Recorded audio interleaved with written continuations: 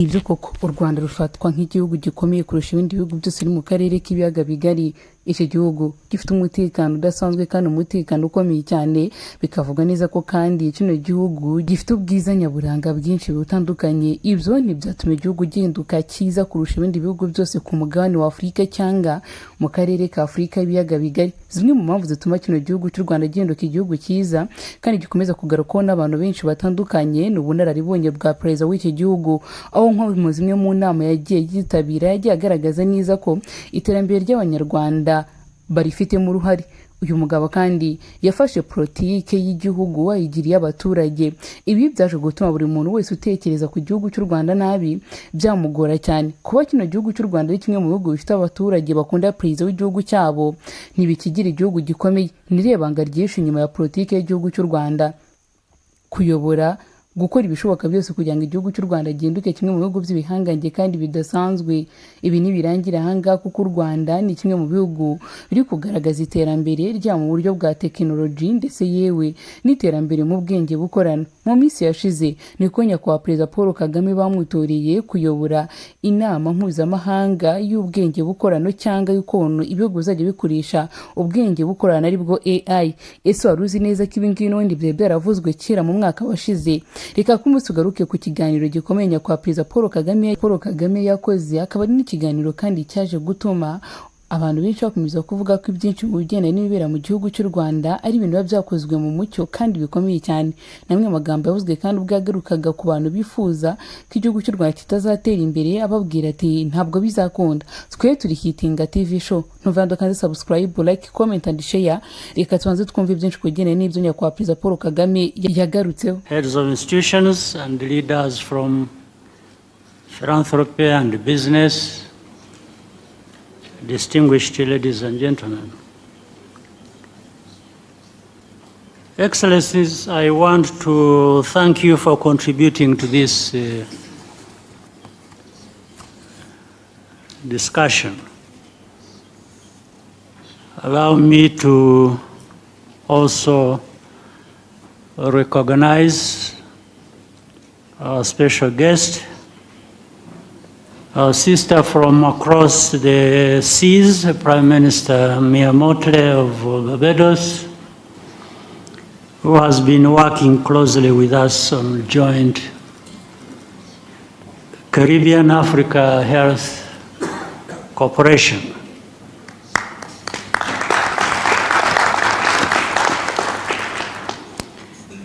When the first Africa Leadership Meeting on investing in health was held here in 2019, donor support for health budgets was already under strain. And as African governments, it was time to start getting more serious about financing our health systems out of domestic revenues. The work done over the past few years, led by Auda NEPAD and its partners, has provided us with tools to know how effective our health spending is. That is because it is much easier to make the argument to our parliaments and taxpayers that we should spend more on health if we are also spending those funds better for bigger health outcomes. Overall, this has resulted in significant improvements to expanded healthcare access through a well-trained medical workforce and the use of technology. But Africa now finds itself at a crossroads. The health financing landscape has shifted dramatically. to attract grant funding for health, we will have to make a very strong case. And that means contributing more from our own resources and relentlessly focusing on value for money. We should not be daunted by this. The work to build our continent, including our health, cannot be outsourced to anyone else. Current events are therefore an invitation for us to take full ownership of our challenges and find alternative ways of addressing them. I would like to suggest 3 new approaches for the next chapter of our shared domestic health financing mission. First, our continental health bodies are just as much a part of our national health systems as our own hospitals and clinics.